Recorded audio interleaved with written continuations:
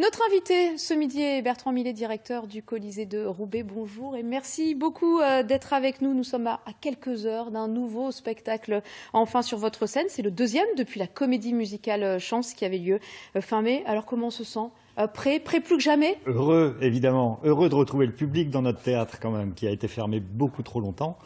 Vous l'avez dit, on a eu chance il y a une dizaine de jours. C'était un moment, vous savez, c'est un très joli spectacle, une comédie musicale. Ovation au démarrage, ovation à la fin, des comédiens au bord des larmes. Franchement, c'est... Beaucoup d'émotions. On a envie. Ouais. Alors ce soir, c'est un grand nom de la danse hip-hop, Kader Atou, qui sera là pour Allegria. On regarde ensemble un extrait.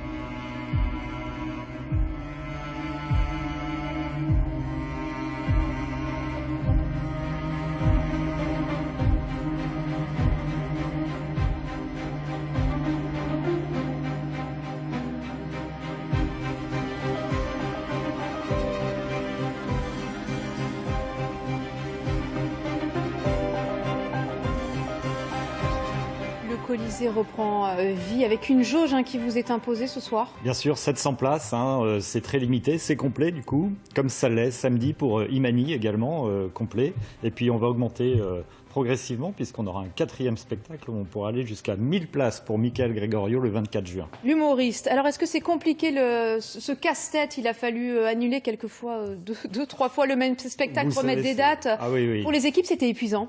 Épuisant, oui, on a ramé contre le courant, avec le courant, on commence à hisser les voiles et puis au mois de septembre, pour continuer la métaphore nautique, eh bien, nous allons mettre le spinnaker pour enclencher la vitesse supérieure, mais c'est vrai que ça a été très compliqué. Il y a des spectacles qui ont été coupés en deux parce on était complet, par exemple. Michel Bernier, on était complet, on a coupé en deux le spectacle pour faire 2 représentations pour respecter la jauge. Après, on a mis des distances entre les spectateurs, il a fallu replacer tout le monde, on a déplacé, les gens, enfin bon, c'est franchement un cirque depuis plus d'1 an maintenant.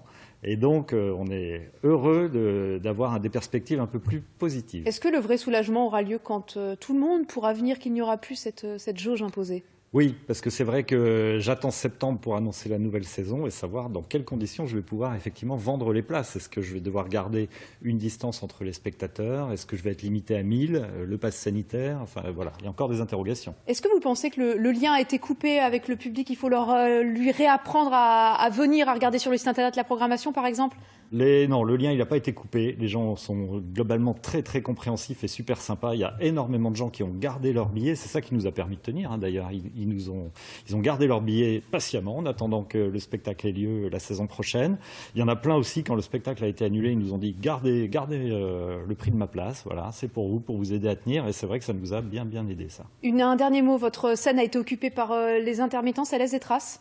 Ça laisse des traces, vous savez, c'est un combat qu'on a soutenu. Au départ, c'était vraiment pour réouvrir rapidement les lieux de spectacle et puis aussi pour prolonger l'année blanche pour les intermittents. Ce sont des mesures qui ont été adoptées. On est réouvert, donc maintenant, voilà, les intermittents qui étaient dans notre théâtre, eh bien, ils sont là pour travailler. Et c'est à vos côtés, pour être dans votre équipe. Merci beaucoup, Bertrand Millet. Merci à vous. Alors, un autre lieu qui va vous intéresser également, qui